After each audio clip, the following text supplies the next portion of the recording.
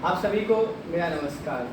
मैं संपूर्ण अनिल चौधरी आगामी वरिष्ठ सदन की ओर से आज आप सभी के समक्ष अपने प्रस्तुति के साथ। प्रस्तुति से पहले मैं आप सभी से कुछ प्रश्न पूछना चाहूँगा। क्या हम में से कभी किसी ने प्रश्न उठाया है कि कब से सूर्य और चंद्र ग्रहण हमारे लिए अपशकुन होने लगे, या कब से और किस कारण की वजह से ग्रहों की छाया, हम सुनते हैं ना आजकल कि मेरे ऊपर शनि भारी पड़ रहा है, मेरे ऊपर मंगल भारी पड़ रहा है, तो कब से ग्रहों की छाया हमारे लिए प्रभावशाली बनी, कब से वे हमारे कर्म और भाग्यों के ऊपर प्रभाव डालने लगी।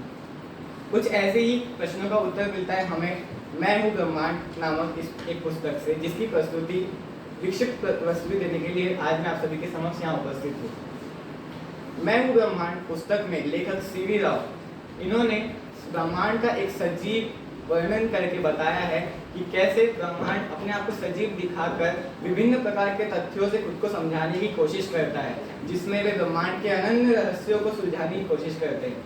वे बताते हैं कि कैसे मानव जीवन और ब्रह्मांड के अनन्य रहस्यों का खुलासा हमारे जीवन के संबंध से जुड़ा हुआ है। कैसे सदियों से अंतरिक्ष में घूमने वाले जितने भी पदार्थ हैं वो सब हमारे मनोवृत्ति को बदलते आ रहे हैं। कैसे आकाश के मानचित्र बदलते हैं, समय और स्थान कैसे हमारे लिए महत्वपूर्ण है। जैसे कि एल्बर्ट आइंस्टाइन इन्होंने अपने स्पेशल थ्योरी ऑफ रिलेटिविटी और जनरल थ्योरी ऑफ रिलेटिविटी में कहा है कि समय और स्थान जब से ब्रह्मांड की रचना हुई है तब से एक दूसरे से संबंध में होते हैं, तब से उनका रिश्ता अटूट है। और वही चीज़ उसका अंतर विस्तरण करके हमें लेखक सीवी राव ये बताते हैं कि कैसे ब्रह्मांड में हर एक महीने में ब्रह्मांड का मानचित्र, हमारे आकाश में हर महीने का मानचित्र बदलता रहता है। कभी बृहस्पति ग्रह हमें उत्तर दिशा में दिखता है, तो वही मार्च के महीने में हमें बृहस्पति ग्रह दक्षिण दिशा में दिखता है। कभी हमें मंगल ग्रह पश्चिम दिशा में दिखेगा, तो कभी हम उसको उत्तरी तारा कहकर पुकारते हैं। तो ये सब चीज़ें डॉक्टर सीवी राव अपने इस पुस्तक में का विश्लेषण देते हैं। इस पुस्तक का संस्करण सन 2012 में आया था। ये पुस्तक मानव संस्थान मंत्रालय द्वारा, भारत के मानव संस्थान मंत्रालय द्वारा प्रकाशित की गई है।